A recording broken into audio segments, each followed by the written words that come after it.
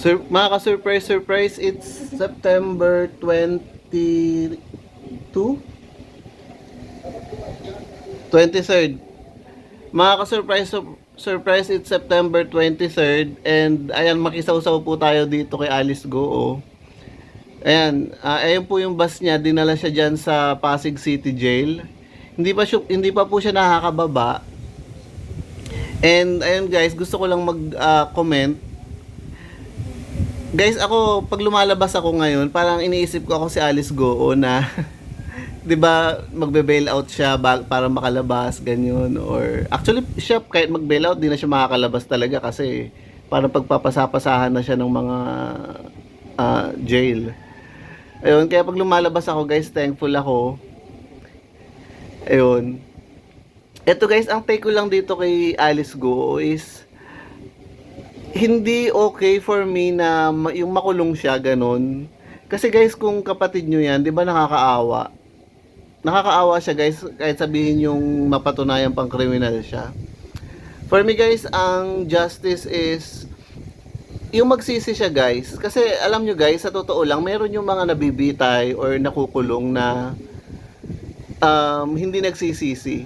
What if siya, sabihin natin kapatid mo siya, kapatid natin siya, makulong siya, tapos hindi siya nagsisi, nakakuha ba tayo ng justice doon? Di ba hindi?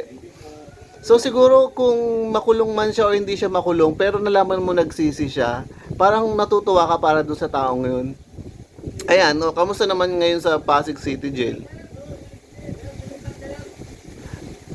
'Di ba? Parang siguro kung kapatid mo yan, parang ayaw mo nang panoodin. Ako hindi ko naman sinasabing ayaw kong panoodin guys. Gusto ko lang siyang anuhin, gusto ko lang siyang i-vlog, ganun.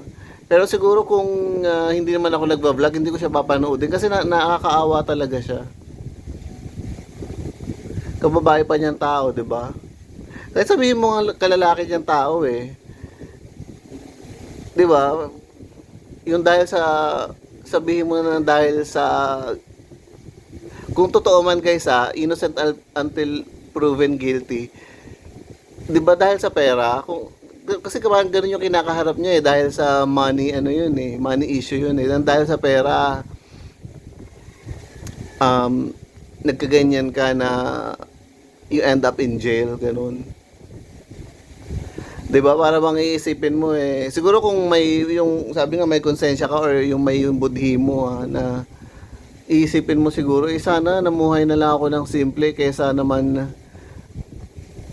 ilang years nga akong tawag dito, kumita ng maraming pera and everything. Tapos ganyan naman yung kinalabasan niya. Pero again guys, disclaimer, hindi pa naman siya napapatunayang guilty. Ayun. Ayan guys, isipin mo kapatid mo yan, 'di ba? Para bang kapatid, ano ba yung ginawa mo? Ba't nagkaganyan? Sana namuhay ka na lang ng simple. Ayun. But anyway, kung ano man ang mangyari sa'yo, sana magsisi ka na lang and ayun, wag ka na sana makulong. Ganun na lang guys. Ayun guys, puputulin ko na po yung video. Ay, pahabol pala guys. 'Di ba nga guys, ang ano sa atin, principle sa atin sa Bible is may nabasa ako doon na parang ito ang ating Panginoong Hesus hindi para tawagin ang mga matuwid, kundi para tawagin ang mga makasalanan at sila ay magsisi. So, ayun lang guys. Putulin ko na po yung video.